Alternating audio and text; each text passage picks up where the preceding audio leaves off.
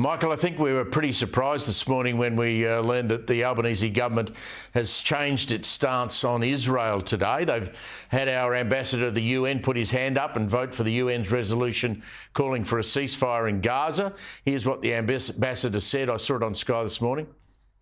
In defending itself, Israel must respect international law, including international humanitarian law.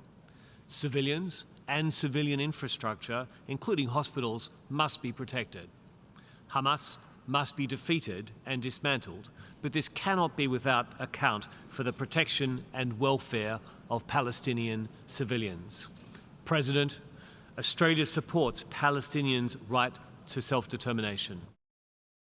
Michael, we also signed a statement with New Zealand and Canada defending Israel's right to defend itself and calling for the disarming of Hamas, but calling for a ceasefire. I mean, and we've walked away from our biggest ally, the Americans. Yeah, it's disgraceful. And it is about internal ALP politics, and it's about seats in Western Sydney, unfortunately. And I think it's a foolish position for them to have taken. I mean, the fact of the matter is we just voted with places like Syria, who's killing all of their civilian populations indiscriminately, allegedly with chemical weapons, and Russia, that's invaded Ukraine. I mean, they supported this resolution calling for humanitarian care and, a ceasefire. I don't see any ceasefire in Russia. So the fact that we've aligned ourselves with these people instead of the US is absolutely a disgrace. It's actually grotesque when you think about it. The bottom line is it undermines Israel's ability to finish this war quickly. The call for a ceasefire is one that's not respected by Hamas. We already saw that, and nor should we even entail supporting anything that would give them comfort. The bottom line is Israel's got to continue, and yes, it's got to make sure it abides by international law, and I think it is doing that. They're going to pains to make sure that they do that. But the civilians and Hamas are intertwined, and that's unfortunate, and that's the reality.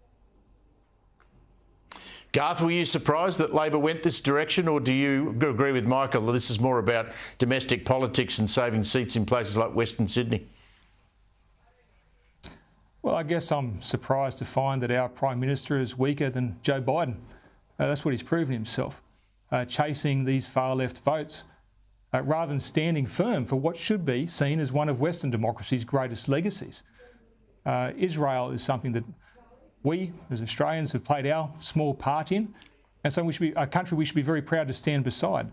I think it's incredible that we're trying to draw parallels between a terrorist organisation and a Western democracy when it's been very clear Israel has held a two-state solution out for a very, very long time. Hamas does not. Hamas does not want to recognise Israel. It does not want to take part in a two-state solution.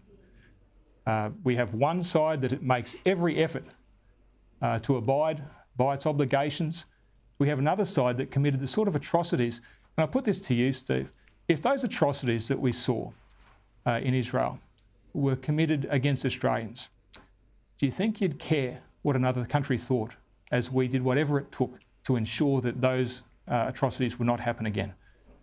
I don't think I'd be very interested. Israel have made their terms clear. They want the hostages released, they want Hamas to surrender, and that's the terms of the ceasefire that they seek. I think we should be supporting our allies.